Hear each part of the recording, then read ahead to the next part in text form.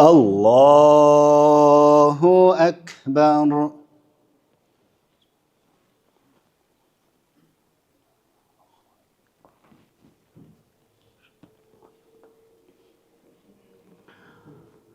الحمد لله رب العالمين الرحمن الرحيم مالك يوم الدين إياك نعبد وإياك نستعين اهدنا الصراط المستقيم صراط الذين أنعمت عليهم غير المغضوب عليهم ولا الضالين.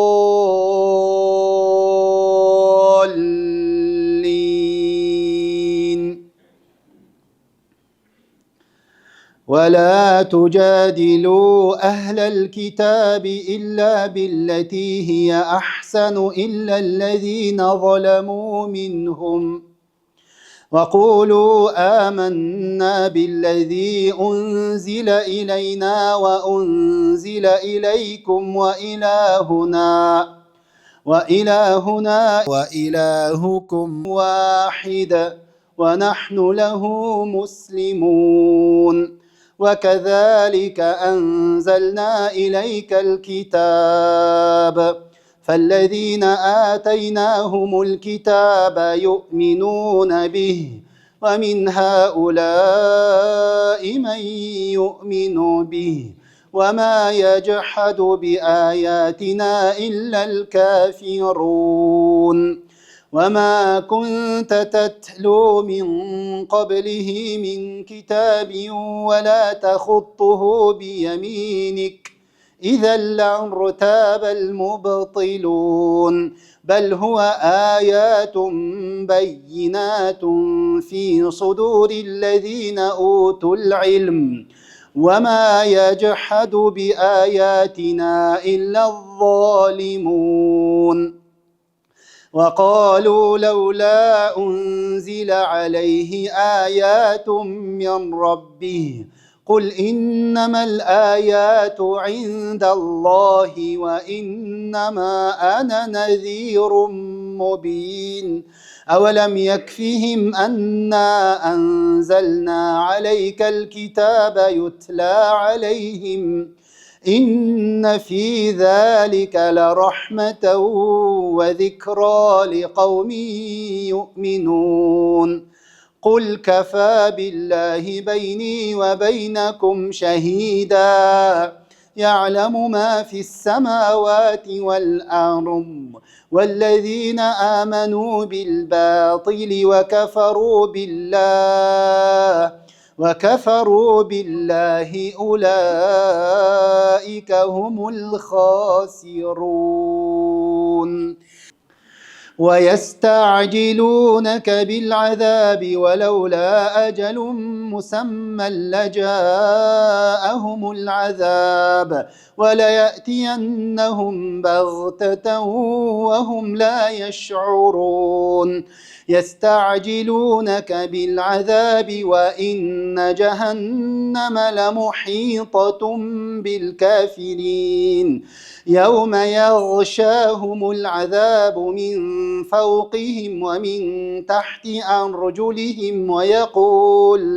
ويقول ذوقوا ما كنتم تعملون يا عبادي الذين آمنوا إن أرضي واسعة فإياي فاعبدون كل نفس ذائقة الموت ثم إلينا ترجعون والذين آمنوا وعملوا الصالحات لنبوئنهم من الجنة غرفا تجري من تحتها الأنهار خالدين فيها نعم أجر العاملين الذين صبروا وعلى ربهم يتوكلون وكأي من دابة لا تحمل رزقها الله يرزقها وإياكم وهو السميع العليم. ولئن سألتهم من خلق السماوات والأرض وسخر الشمس والقمر ليقولن الله، فأنى يؤفكون. الله يبسط الرزق لمن يشاء من عباده ويقدر له،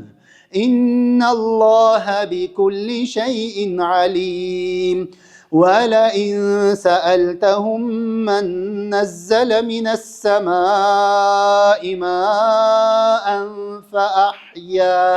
فأحيا به الأرض من بعد موتها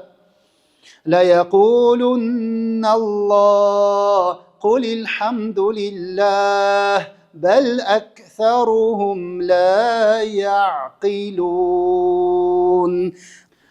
وما هذه الحياة الدنيا إلا لهو ولعب، وإن الدار الآخرة لهي الحيوان لو كانوا يعلمون. فإذا ركبوا في الفلك دعوا الله مخلصين له الدين، فلما نجاهم إلى البر إذا هم يشركون، ليكفروا بما آتيناهم وليتمتعوا فسوف يعلمون.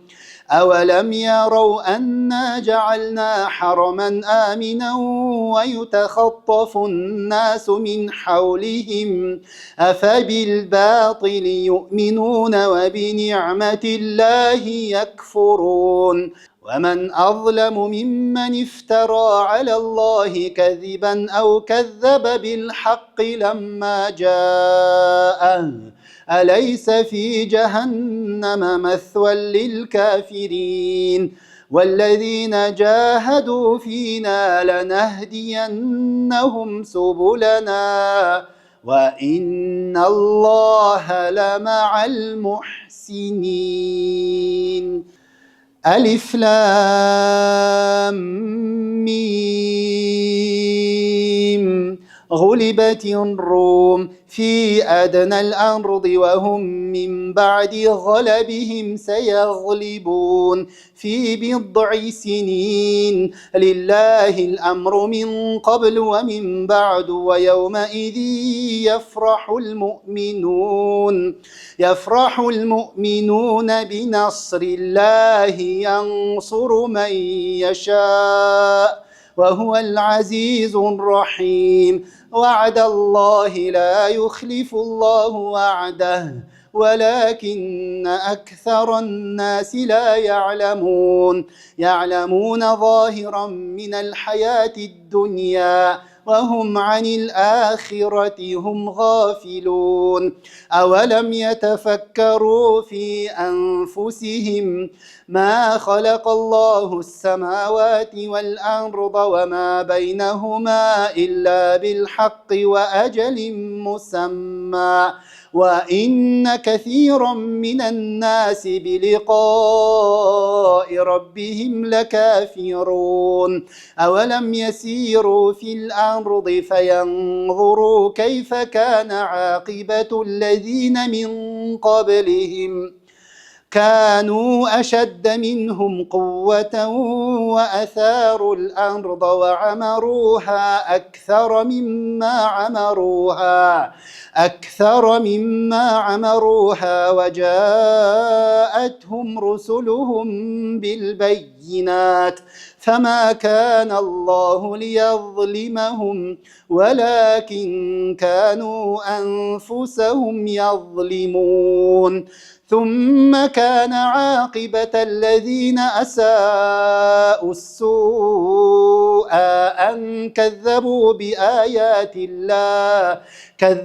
بآيات الله وكانوا بها يستهزئون. الله يبدأ الخلق ثم يعيده ثم إليه ترجعون. ويوم تقوم الساعة يبلس المجرمون ولم يكن لهم من شركائهم شفعاء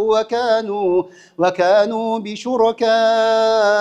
كافرين ويوم تقوم الساعة يومئذ يتفرقون فأما الذين آمنوا وعملوا الصالحات فهم في روضة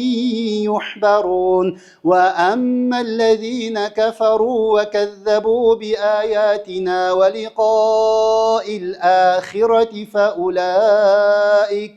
فأولئك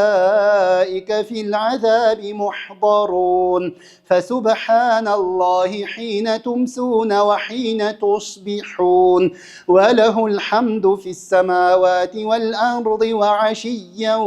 وحين تظهرون يخرج الحي من الميت ويخرج الميت من الحي ويحيي الأرض بعد موتها وكذلك تخرجون ومن آياته أن خلقكم من تراب ثم إذا أنتم بشر تنتشرون ومن آياته أن خلق لكم من أنفسكم أزواجا لتسكنوا إليها وجعل بينكم مودة ورحمة إن في ذلك لآيات لقوم يتفكرون ومن آياته خلق السماوات والأرض واختلاف ألسنتكم وألوانكم إن في ذلك لآيات للعالمين ومن آياته منامكم بالليل والنهار وابتغاؤكم من فضله إن في ذلك لآيات لقوم يسمعون ومن آياته يريكم البرق خوفا وطمعا وينزل من السماء ماء فيحيي به الأرض بعد موتها إن في ذلك لآيات لقوم يعقلون ومن آياته أن تقوم السماء والأرض بأمره ثم إذا دعاكم دعوة من الأرض إذا أنتم تخرجون وله من في السماوات والأرض كل له قانتون وهو الذي يبدأ الخلق ثم يعيده وهو أهون عليه وله المثل الأعلى في السماوات والأرض وهو العزيز الحكيم ضرب لكم مثلا من أنفسكم هل لكم مما ملكت أيمانكم من شركاء فيما رزقناكم فأنتم فيه سواء تخافونهم كخيفتكم أنفسكم كذلك نفصل الآيات لقوم يعقلون بل اتبع الذين ظلموا أهواءهم بغير علم فمن يهدي من أضل الله وما لهم من ناصرين فأقم وجهك للدين حنيفا فطرة الله التي فطر الناس عليها لا تبديل لخلق الله ذلك الدين القيم ولكن أكثر الناس لا يعلمون منيبين إليه واتقوه وأقيموا الصلاة ولا تكونوا من المشركين من الذين فرقوا دينهم وكانوا شيعا كل حزب بما لديهم فرحون وإذا مس الناس ضر دعوا ربهم منيبين إليه ثم إذا أذاقهم منه رحمة إذا فريق منهم بربهم يشركون ليكفروا بما آتيناهم فتمتعوا فسوف تعلمون أم أنزلنا عليهم سلطانا فهو يتكلم بما كانوا به يشركون وإذا أذقنا الناس رحمة فرحوا بها وإن تصبهم سيئة بما قدمت أيديهم إذا هم يقنطون أولم يروا أن الله يبسط الرزق لمن يشاء ويقدر إن في ذلك لآيات لقوم يؤمنون فآت ذا القربى حقه والمسكين وابن السبيل ذلك خير للذين يريدون وجه الله وأولئك هم المفلحون وما آتيتم من ربا ليربو في أموال الناس فلا يربو عند الله وما آتيتم من زكاة تريدون وجه الله فأولئك هم المضعفون الله الذي خلقكم ثم رزقكم ثم يميتكم ثم يحييكم هل من شركائكم من يفعل من ذلكم من شيء سبحانه وتعالى عما يشركون ظهر الفساد في البر والبحر بما كسبت أيدي الناس ليذيقهم بعض الذي عملوا لعلهم يرجعون قل سيروا في الأرض فانظروا كيف كان عاقبة الذين من قبل كان أكثرهم مشركين فأقم وجهك للدين القيم من قبل أن يأتي يوم لا مرد له من الله يومئذ يصدعون من كفر فعليه كفره ومن عمل صالحا فلأنفسهم يمهدون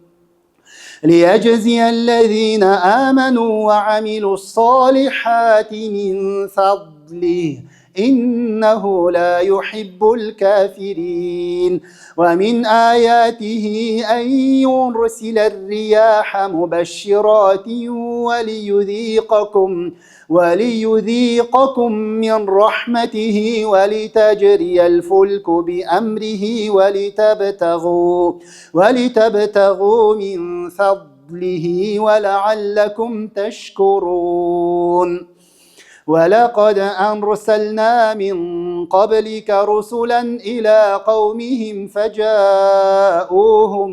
فجاءوهم بالبينات فانتقمنا من الذين أجرموا وكان حقا علينا نصر المؤمنين الله الذي يرسل الرياح فتثير سحابا فيبسطه في السماء كيف يشاء ويجعله كسفا فترى الودق يخرج من خلاله فإذا أصاب به من يشاء من عباده إذا هم يستبشرون وإن كانوا من قبل أن ينزل عليهم من قبله لمبلسين فانظر إلى آثار رحمة الله كيف يحيي الأرض بعد موتها إن ذلك لمحيي الموتى وهو على كل شيء قدير. ولئن أرسلنا ريحا فرأوه مصفرا لظلوا من بعده يكفرون فإنك لا تسمع الموتى ولا تسمع الصم الدعاء إذا ولوا مدبرين وما أنت بهاد العمي عن ضلالتهم إن تسمع إلا من يؤمن بآياتنا فهم مسلمون. الله الذي خلقكم من ضعف ثم جعل من بعد ضعف قوة ثم جعل من بعد ضعف قوة ثم جعل من بعد قوة ضعفا ثم جعل من بعد قوة ضعفا وشيبا يخلق ما يشاء وهو العليم القدير. ويوم تقوم الساعة يقسم المجرمون ما لبثوا غير ساعة كذلك كانوا يؤفكون. وقال الذين أوتوا العلم والإيمان لقد لبثتم في كتاب الله إلى يوم البعث فهذا يوم البعث ولكنكم كنتم لا تعلمون. فيومئذ لا ينفع الذين ظلموا معذرتهم ولا هم يستعتبون. ولقد ضربنا للناس في هذا القرآن من كل مثل ولئن جئتهم بآية ليقولن الذين كفروا إن أنتم إلا مبطلون كذلك يطبع الله على قلوب الذين لا يعلمون. فاصبر إن وعد الله حق ولا يستخفنك الذين لا يوقنون. ألف لام ميم تلك آيات الكتاب الحكيم هدى ورحمة للمحسنين الذين يقيمون الصلاة ويؤتون الزكاة وهم بالآخرة هم يوقنون أولئك على هدى من ربهم وأولئك هم المفلحون. ومن الناس من يشتري لهو الحديث ليضل عن سبيل الله بغير علم ويتخذها هزوا أولئك لهم عذاب مهين. وإذا تتلى عليه آياتنا ولى مستكبرا كأن لم يسمعها كأن في أذنيه وقرا فبشره بعذاب أليم. إن الذين آمنوا وعملوا الصالحات لهم جنات النعيم خالدين فيها وعد الله حقا وهو العزيز الحكيم. خلق السماوات بغير عمد ترونها وألقى في الأرض رواسي أن تميد بكم وبث فيها من كل دابة وأنزلنا من السماء ماء فأنبتنا فيها من كل زوج كريم. هذا خلق الله فأروني ماذا خلق الذين من دونه بل الظالمون في ضلال مبين. ولقد آتينا لقمان الحكمة أن اشكر لله ومن يشكر فإنما يشكر لنفسه ومن كفر فإن الله غني حميد. وإذ قال لقمان لابنه وهو يعظه يا بني لا تشرك بالله إن الشرك لظلم عظيم. ووصينا الإنسان بوالديه حملته أمه وهنا على وهن وفصاله في عامين أن اشكر لي ولوالديك إلي المصير. وإن جاهداك على أن تشرك بي ما ليس لك به علم فلا تطعهما وصاحبهما في الدنيا معروفا واتبع سبيل من أناب إلي ثم إلي مرجعكم فأنبئكم بما كنتم تعملون. يا بني إنها إن تك مثقال حبة من خردل فتكن في صخرة أو في السماوات أو في الأرض يأت بها الله إن الله لطيف خبير. يا بني أقم الصلاة وأمر بالمعروف وانه عن المنكر واصبر على ما أصابك إن ذلك من عزم الأمور. ولا تصعر خدك للناس ولا تمشي في الأرض مرحا إن الله لا يحب كل مختال فخور. واقصد في مشيك واغضض من صوتك إن أنكر الأصوات لصوت الحمير. ألم تروا أن الله سخر لكم ما في السماوات وما في الأرض وأسبغ عليكم نعمه ظاهرة وباطنة ومن الناس من يجادل في الله بغير علم ولا هدى ولا كتاب منير. وإذا قيل لهم اتبعوا ما أنزل الله قالوا بل نتبع ما وجدنا عليه آباءنا أولو كان الشيطان يدعوهم إلى عذاب السعير. ومن يسلم وجهه إلى الله وهو محسن فقد استمسك بالعروة الوثقى وإلى الله عاقبة الأمور. ومن كفر فلا يحزنك كفره إلينا مرجعهم فننبئهم بما عملوا إن الله عليم بذات الصدور. نمتعهم قليلا ثم نضطرهم إلى عذاب غليظ ولئن سألتهم من خلق السماوات والأرض ليقولن الله قل الحمد لله بل أكثرهم لا يعلمون. لله ما في السماوات والأرض إن الله هو الغني الحميد.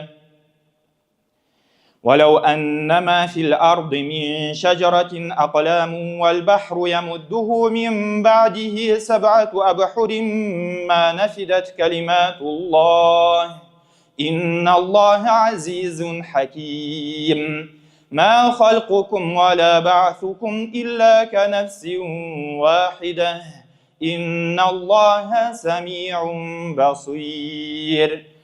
ألم تر أن الله يولج الليل في النهار ويولج النهار في الليل وسخر الشمس والقمر كل يجري إلى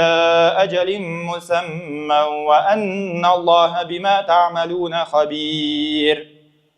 ذلك بأن الله هو الحق وأن ما يدعون من دونه الباطل وأن الله هو العلي الكبير. ألم تر أن الفلك تجري في البحر بنعمة الله ليريكم من آياته إن في ذلك لآيات لكل صبار شكور. وإذا غشيهم موج كالظلل دعوا الله مخلصين له الدين فلما نجاهم إلى البر فمنهم مقتصد وما يجحد بآياتنا إلا كل ختار كفور. يا أيها الناس اتقوا ربكم واخشوا يوما لا يجزي والد عن ولده ولا مولود هو جاز عن والده شيئا إن وعد الله حق فلا تغرنكم الحياة الدنيا ولا يغرنكم بالله الغرور إن الله عنده علم الساعة وينزل الغيث ويعلم ما في الأرحام وما تدري نفس ماذا تكسب غدا وما تدري نفس بأي أرض تموت إن الله عليم خبير. ألف لام ميم تنزيل الكتاب لا ريب فيه من رب العالمين أم يقولون افتراه بل هو الحق من ربك لتنذر قوما ما أتاهم من نذير من قبلك لعلهم يهتدون. الله الذي خلق السماوات والأرض وما بينهما في 6 أيام ثم استوى على العرش ما لكم من دونه من ولي ولا شفيع أفلا تتذكرون. يدبر الأمر من السماء إلى الأرض ثم يعرج إليه في يوم كان مقداره ألف سنة مما تعدون. ذلك عالم الغيب والشهادة العزيز الرحيم الذي أحسن كل شيء خلقه وبدأ خلق الإنسان من طين ثم جعل نسله من سلالة من ماء مهين ثم سواه ونفخ فيه من روحه وجعل لكم السمع والأبصار والأفئدة قليلا ما تشكرون. وقالوا أإذا ضللنا في الأرض أإنا لفي خلق جديد بل هم بلقاء ربهم كافرون. قل يتوفاكم ملك الموت الذي وكل بكم ثم إلى ربكم ترجعون. ولو ترى إذ المجرمون ناكسوا رؤوسهم عند ربهم ربنا أبصرنا وسمعنا فارجعنا نعمل صالحا إنا موقنون. ولو شئنا لآتينا كل نفس هداها ولكن حق القول مني لأملأن جهنم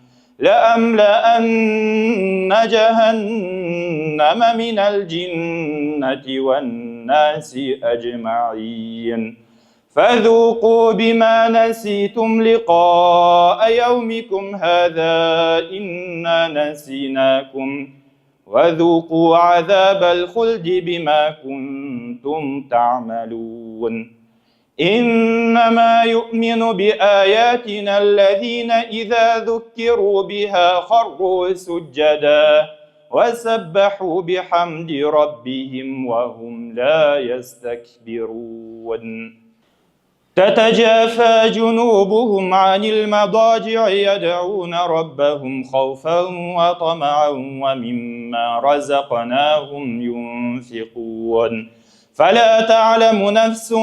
ما أخفي لهم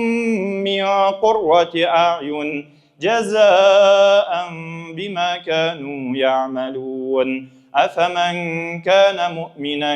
كمن كان فاسقا لا يستوون. أما الذين آمنوا وعملوا الصالحات فلهم جنات المأوى نزلا بما كانوا يعملون. وأما الذين فسقوا فمأواهم النار كلما أرادوا أن يخرجوا منها أعيدوا فيها وقيل لهم ذوقوا عذاب النار الذي كنتم به تكذبون. ولنذيقنهم من العذاب الأدنى دون العذاب الأكبر لعلهم يرجعون. ومن أظلم ممن ذكر بآيات ربه ثم أعرض عنها إنا من المجرمين منتقمون ولقد آتينا موسى الكتاب فلا تكن في مرية من لقائه وجعلناه هدى لبني إسرائيل وجعلنا منهم أئمة يهدون بأمرنا لما صبروا وكانوا بآياتنا يوقنون إن ربك هو يفصل بينهم يوم القيامة فيما كانوا فيه يختلفون أولم يهد لهم كم أهلكنا من قبلهم من القرون يمشون في مساكنهم إن في ذلك لآيات أفلا يسمعون أولم يروا أنا نسوق الماء إلى الأرض الجرز فنخرج به زرعا تأكل منه أنعامهم وأنفسهم أفلا يبصرون ويقولون متى هذا الفتح إن كنتم صادقين قل يوم الفتح لا ينفع الذين كفروا إيمانهم ولا هم ينظرون فأعرض عنهم وانتظر إنهم منتظرون يا أيها النبي اتق الله ولا تطع الكافرين والمنافقين إن الله كان عليما حكيما واتبع ما يوحى إليك من ربك إن الله كان بما تعملون خبيرا وتوكل على الله وكفى بالله وكيلا ما جعل الله لرجل من قلبين في جوفه وما جعل أزواجكم اللائي تظاهرون منهن أمهاتكم وما جعل أدعياءكم أبناءكم ذلكم قولكم بأفواهكم والله يقول الحق وهو يهدي السبيل ادعوهم لآبائهم هو أقسط عند الله فإن لم تعلموا آباءهم فإخوانكم في الدين ومواليكم وليس عليكم جناح فيما أخطأتم به ولكن ما تعمدت قلوبكم وكان الله غفورا رحيما النبي أولى بالمؤمنين من أنفسهم وأزواجه أمهاتهم وأولو الأرحام بعضهم أولى ببعض في كتاب الله من المؤمنين والمهاجرين إلا أن تفعلوا إلى أوليائكم معروفا كان ذلك في الكتاب مسطورا وإذ أخذنا من النبيين ميثاقهم ومنك ومن نوح وإبراهيم وموسى وعيسى بن مريم وأخذنا منهم ميثاقا غليظا ليسأل الصادقين عن صدقهم وأعد للكافرين عذابا أليما يا أيها الذين آمنوا اذكروا نعمة الله عليكم إذ جاءتكم جنود فأرسلنا عليهم ريحا وجنودا لم تروها وكان الله بما تعملون بصيرا إذ جاءوكم من فوقكم ومن أسفل منكم وإذ زاغت الأبصار وبلغت القلوب الحناجر وتظنون بالله الظنونا هنالك ابتلي المؤمنون وزلزلوا زلزالا شديدا وإذ يقول المنافقون والذين في قلوبهم مرض ما وعدنا الله ورسوله إلا غرورا وإذ قالت طائفة منهم يا أهل يثرب لا مقام لكم فارجعوا ويستأذن فريق منهم النبي يقولون إن بيوتنا عورة وما هي بعورة إن يريدون إلا فرارا ولو دخلت عليهم من أقطارها ثم سئلوا الفتنة لآتوها وما تلبثوا بها إلا يسيرا ولقد كانوا عاهدوا الله من قبل لا يولون الأدبار وكان عهد الله مسؤولا قل لن ينفعكم الفرار إن فررتم من الموت أو القتل وإذا لا تمتعون إلا قليلا قل من ذا الذي يعصمكم من الله إن أراد بكم سوءا أو أراد بكم رحمة ولا يجدون لهم من دون الله وليا ولا نصيرا قد يعلم الله المعوقين منكم والقائلين لإخوانهم هلم إلينا ولا يأتون البأس إلا قليلا أشحة عليكم فإذا جاء الخوف رأيتهم ينظرون إليك تدور أعينهم كالذي يغشى عليه من الموت فإذا ذهب الخوف سلقوكم بألسنة حداد أشحة على الخير أولئك لم يؤمنوا فأحبط الله أعمالهم وكان ذلك على الله يسيرا يحسبون الأحزاب لم يذهبوا وإن يأتي الأحزاب يودوا لو أنهم بادون في الأعراب يسألون عن أنبائكم ولو كانوا فيكم ما قاتلوا إلا قليلا لقد كان لكم في رسول الله أسوة حسنة لمن كان يرجو الله واليوم الآخر وذكر الله كثيرا ولما رأى المؤمنون الأحزاب قالوا هذا ما وعدنا الله ورسوله وصدق الله ورسوله وما زادهم إلا إيمانا وتسليما من المؤمنين رجال صدقوا ما عاهدوا الله عليه فمنهم من قضى نحبه ومنهم من ينتظر وما بدلوا تبديلا ليجزي الله الصادقين بصدقهم ويعذب المنافقين إن شاء أو يتوب عليهم إن الله كان غفورا رحيما ورد الله الذين كفروا بغيظهم لم ينالوا خيرا وكفى الله المؤمنين القتال وكان الله قويا عزيزا وأنزل الذين ظاهروهم من أهل الكتاب من صياصيهم وقذف في قلوبهم الرعب فريقا تقتلون وتأسرون فريقا وأورثكم أرضهم وديارهم وأموالهم وأرضا لم تطئوها وكان الله على كل شيء قديرا يا أيها النبي قل لأزواجك إن كنتن تردن الحياة الدنيا وزينتها فتعالين أمتعكن وأسرحكن سراحا جميلا وإن كنتن تردن الله ورسوله والدار الآخرة فإن الله أعد للمحسنات منكن أجرا عظيما يا نساء النبي من يأت منكن بفاحشة مبينة يضاعف لها العذاب ضعفين وكان ذلك على الله يسيرا